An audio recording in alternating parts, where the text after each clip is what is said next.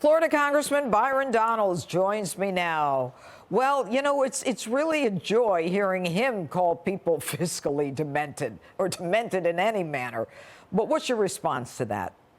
My response is that Joe Biden sounds utterly ridiculous. Look, everybody knows that during the COVID-19 pandemic, the federal government spent more money than it ever had to try to keep our economy and, better yet, the lives of the American people afloat.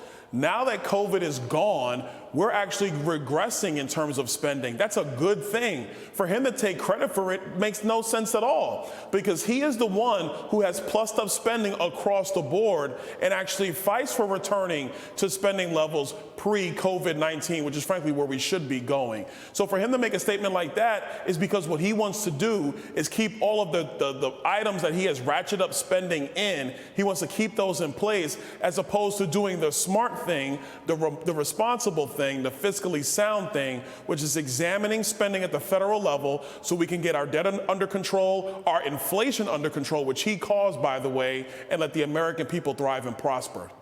You know, Congressman Donalds, I find it stunning that this bill, the omnibus bill, the $1.7 trillion omnibus bill that he signed, had 4,000 pages. And I believe that you guys were given 72 hours, if even that, to read through it. How do you even know what was in the bill? And why does this happen?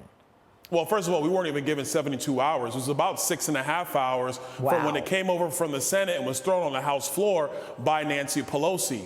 This kind of thing always happens because of the brinksmanship here on Capitol Hill, where this place doesn't work until there's a crisis that must be solved.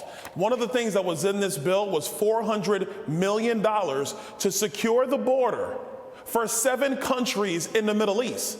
And actually, in the omnibus bill, the money for Border Patrol was specifically said to not be used to secure our southern border. That was one of the things in the omnibus bill, the reason I voted against it, and so many of my colleagues did the same. Well, the amazing part of it is he doesn't own the fact that, you know, people can't even afford a dozen eggs anymore, that we hit a new debt ceiling, that this $1.7 trillion was packed with pork that you had apparently, as you say, 6 hours to look at. And then he calls the Republicans fiscally demented. I mean, it's like it's almost like truth has nothing to do with what he's saying. No, it doesn't. And you have to understand, he gets protection from the big media. I mean, look, people saw I was on a different network last week, and you can see how conversations go when you try to bring the facts. He knows he's not going to be questioned. The man doesn't hold press conferences much anyway. The White House press secretary just ignores the questions that come, and she answers when she chooses to answer. So he gets to get away with this kind of stuff. A Republican president can't get away with saying this stuff. But listen, this is the same Joe Biden who ridiculed somebody like myself who didn't want to vote for him, trying to say that I wasn't black. Newsflash, Joe, my mama knows better. But that being said, he doesn't have to acknowledge this stuff because big media protects him. Yeah, well, the big media protecting him, it's kind of interesting. I think with all this going on with the documents, the classified documents, it may be changing a bit. What do you think?